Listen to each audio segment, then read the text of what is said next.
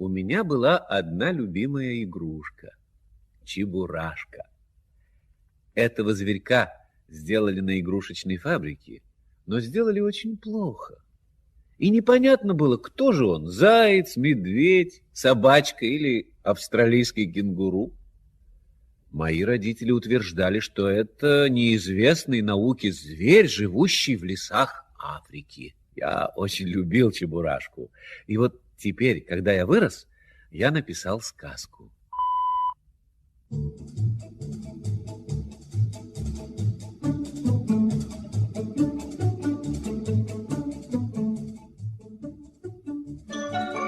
Эдуард Успенский. Крокодил Гена и его друзья. Художник Борис Степанцев. В одном густом тропическом лесу жил да был очень забавный зверек. Звали его Чебурашка. Вернее, сначала его никак не звали, пока он жил в лесу. А назвали его Чебурашкой потом, когда он из лесу уехал. Но об этом позже.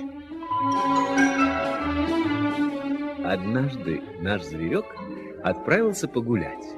И вдруг около фруктового сада увидел несколько ящиков с апельсинами. Чебурашка забрался на ящик и начал завтракать. Он так объелся, что ему трудно стало передвигаться. Поэтому он прямо на фруктах улегся спать. И он даже не слышал, как подошли рабочие и заколотили все ящики. Потом ящики погрузили на корабль и отправили в далекое путешествие.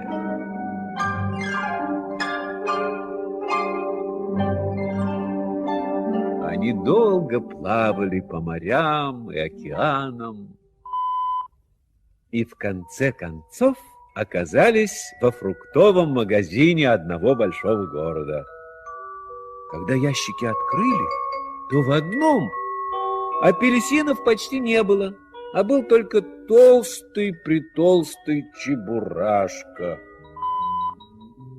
Продавцы посадили Чебурашку на стол, но Чебурашка слишком долго пробыл в ящике, и у него затекли лапы. Он посидел, а потом взял и чебурахнулся со стола на стул. Фу ты, Чебурашка какой! Сказал про него директор. Так наш зверек и узнал, что его имя Чебурашка. Директор понес Чебурашку в зоопарк. Нет. Этот зверь совершенно неизвестен науке, и мы не знаем, куда его поместить. То ли к зайцам, то ли к тиграм, то ли вообще к морским черепахам. До свидания. И в зоопарк Чебурашку не взяли. Тогда Чебурашку понесли в магазин, где продавали уцененные товары.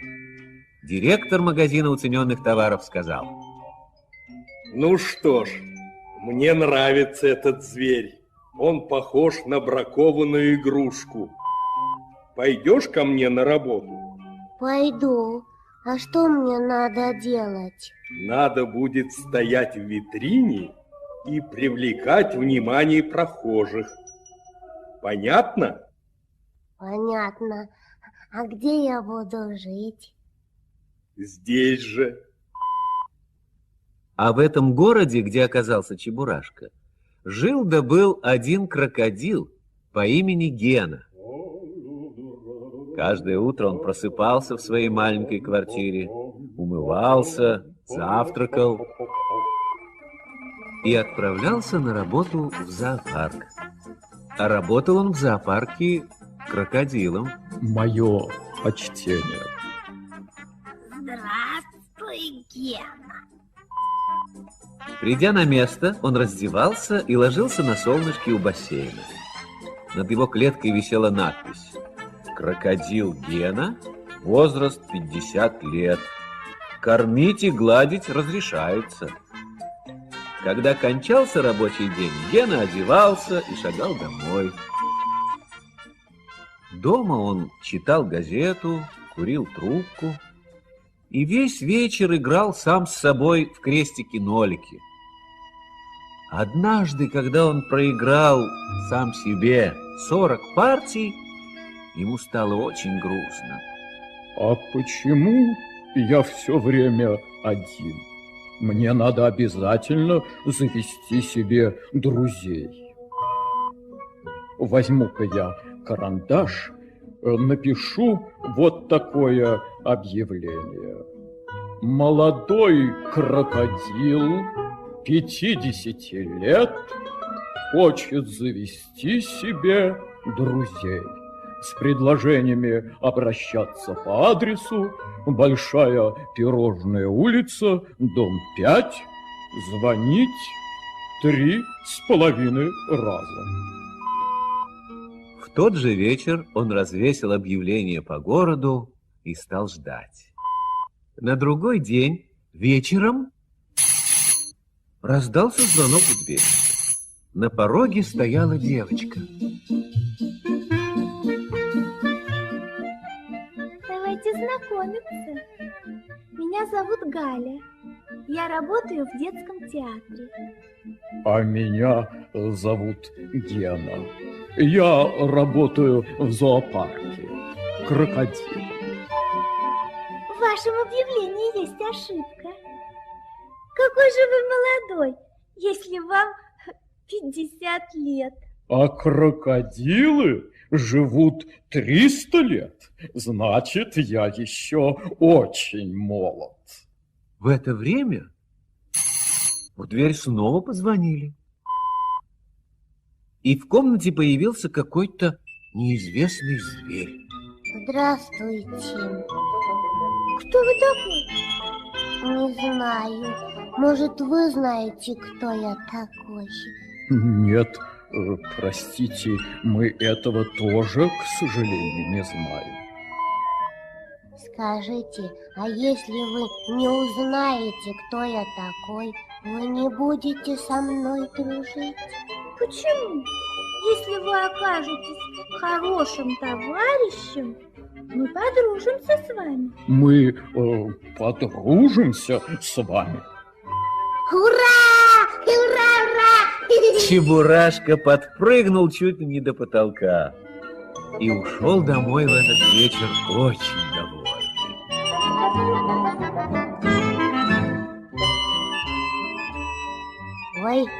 Ой, что-то мне не спится. Я никак не могу поверить, что такой уважаемый зверь, как крокодил, и такая хорошая девочка, как Галя, согласились со мной дружить. На следующий вечер Чебурашка пришел к крокодилу. Послушай, а где же Галя? Она обещала зайти, но ее почему-то нет. Тогда давай сами навестим ее. Галю они застали дома. Она лежала в постели. У меня температура. Спектакль сегодня сорвется. Ребята придут, а спектакля нет.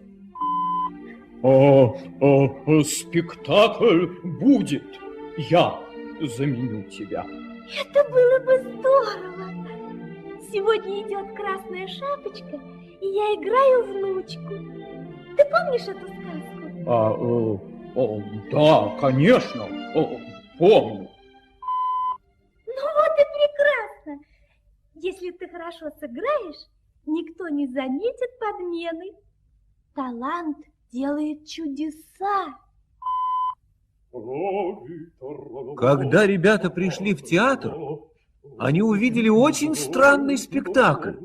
На сцене появился Гена в красной шапочке. По улице ходила большая крокодила, траля, траля, траля-ла-ла-ла-ла. Навстречу ему вышел волк.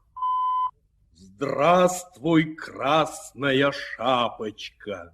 Произнес он заученным голосом и остолбенел. Здравствуйте. Куда это ты направляешься? Да так, просто гуляю. А может быть, ты идешь к своей бабушке?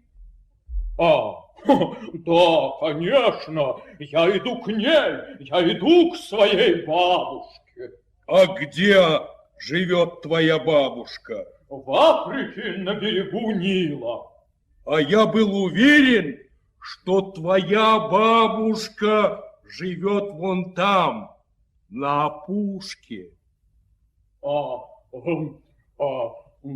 Совершенно верно. Там у меня тоже живет бабушка двоюродная. Я как раз собирался зайти к ней. Ну что же, Сказал волк и убежал. Дальше волк, как положено, съел бабушку и лег в кровать. Здравствуйте. Кто здесь будет? Моя бабушка. здравствуйте, я ваша бабушка. А почему ты такая лохматая бабушка? Да все некогда побриться, внученька, забегалась я.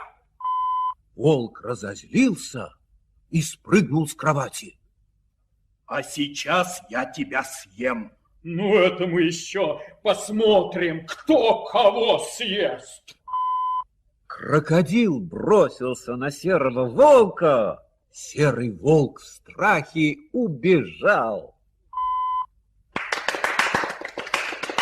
Дети были в восторге. Они никогда не видели такой интересной красной шапочки.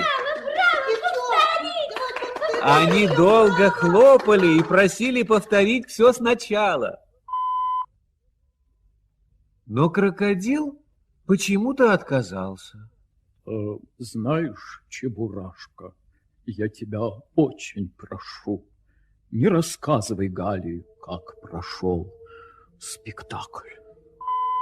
Галя долго болела гриппом, и врачи запретили приходить к ней, чтобы друзья не заразились. Поэтому Гена и Чебурашка остались вдвоем.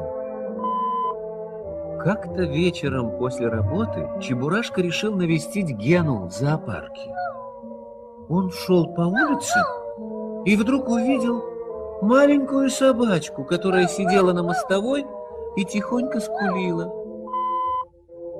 Ну-ка, выкладывай, что с тобой? Меня выгнали из дома. За что? За просто так. А как тебя зовут? Тобик. Тобик. Идем со мной, Тобик. Я познакомлю тебя с моим другом, и мы что-нибудь придумаем. У входа в зоопарк они встретили Галю. Значит, ты уже выздоровела? Знакомься, это Тобик, мой друг. Гена уже кончил работу, и все вместе отправились к нему в гости. У Гены друзья пили кофе, беседовали, играли в разные настольные игры. Кто-то позвонил в дверь. Войдите.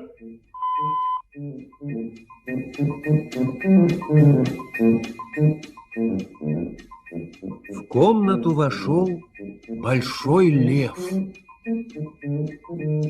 Лев Чандр, скажите, пожалуйста, здесь живет крокодил, которому нужны друзья? Здесь. Только ему не нужны друзья. Они у него есть. Очень жаль. До свидания. Подождите, а какой друг вам нужен? Не знаю. Просто друг и все. Тогда вам вот друг, его зовут Тобик. Но ведь это очень маленькая собачка. а я вон какой большой. Не беда, значит, вы будете ее защищать. Это мысль. Действительно, я буду рад подружиться с вами. Я постараюсь быть вам очень хорошим товарищем. Новые знакомые поблагодарили всех, кто был в комнате, и попрощались. Сколько в нашем городе вот таких одиноких Чандриков и Тобиков. И у них совсем нет друзей. Им надо помочь. А как помочь? А я уже придумал. Надо взять и написать объявление, чтобы они приходили к нам. А когда они будут приходить, мы их будем знакомить между собой. Ура! Ура! Ура! Так они и сделали. Развесили объявления и передружили всех одиноких людей и зверей своего города. И поэтому в их городе все люди и звери жили долго и счастливо. Вот и все. Вот и вся сказка. Ребята, до свидания.